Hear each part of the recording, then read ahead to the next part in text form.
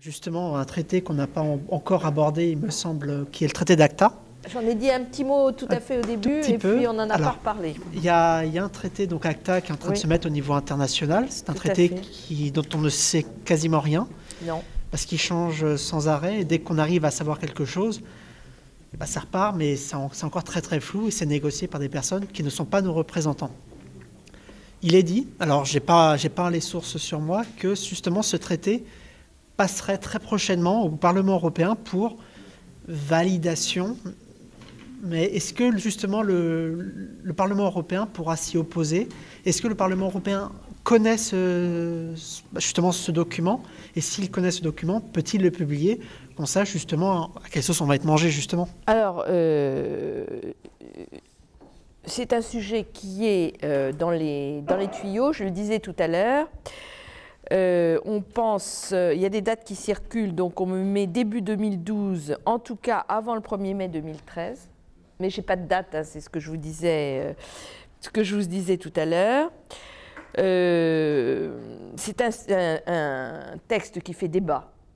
Il y a une opposition d'un certain nombre de députés dont je fais partie. Grosso modo, vous avez une opposition des libéraux, des Verts et des socialistes, en l'état actuel des choses. Alors ensuite, vous pouvez avoir des différences par pays, parce que sur certains sujets, vous savez, les différences transcendent les partis politiques, ou tout au moins les groupements politiques, et les pays peuvent avoir, enfin les origines nationales peuvent avoir une incidence. Alors le 1er octobre, il y a eu un traité qui a été signé par les États-Unis, l'Australie, le Canada, le Japon, la Corée du Sud, la Nouvelle-Zélande, Singapour et le Maroc. C'est une vision tout à fait maximaliste du droit d'auteur, avec un véritable contrôle pour sécuriser pour sécuriser Internet dans le but de favoriser les lobbies et un certain nombre d'autres.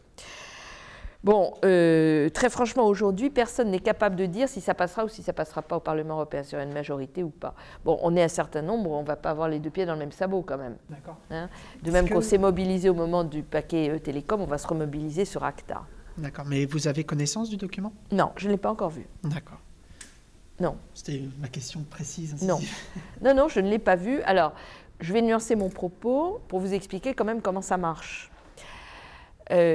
Avant qu'un texte n'arrive en plénière, c'est-à-dire à la connaissance de tous les députés, il passe en commission. Certains textes passent dans 2 commissions. Par exemple, celui-là, il passera aux affaires internationales et il passera aux affaires culturelles. Donc, on en aura connaissance après qu'il soit passé en commission. Alors, on peut en avoir déjà une connaissance au sein des groupes, avant le passage aux commissions, puisque les groupes discutent en leur sein des textes avant qu'ils passent en commission. Mais je dirais que ceux qui connaissent bien le texte, c'est les membres de la commission. Ce n'est pas tous les députés. Voilà. Enfin, en tout cas, pour le moment, je n'ai rien vu du tout. D'accord. Merci. Voilà.